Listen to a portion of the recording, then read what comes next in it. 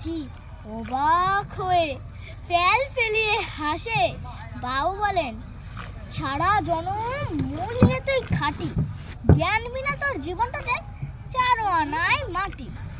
খানিক বাদে কহিন, বাবু বল তো দেখি ভেবে, নদীর ধারা কেমনি আসে পাহাড় হতে নেবে?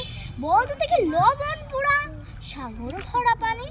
মাঝি সে কয়, হারে মশাই কত কি আর জানি। বাবু বলেন, এই বয়সে জানিস নেও তা কি, জীবনটা তার নেহাক খেলে অষ্ট আনায়। আবার ভেবে কহিন, বাবু বল তোরে বুড়ো, কেন এমন নীল দেখা যায় আকাশের ওই চূড়ো? বল তো দেখি সূর্য চাঁদে গ্রহণ লাগে কেন? মাঝি সে কয়, হারে মশাই আমায় কেন লজ্জা দিচ্ছেন হানু? বাবু বলেন, বলবো কি আর, বলবো তোরে কিতা, দেখছি এখন জীবনটা তোর পারো আনায় বৃথা। খানিক বাদে ঝড় উঠেছে, ঢেউ উঠেছে ফুলে, বাবু দেখেন নৌকাখানি ডুবলো বুঝিতে।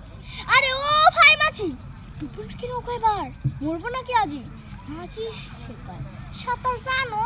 মাথা নারায়ণ বাবু মূর্খা মাঝি বলে, মশাই এখন কেন কাবু?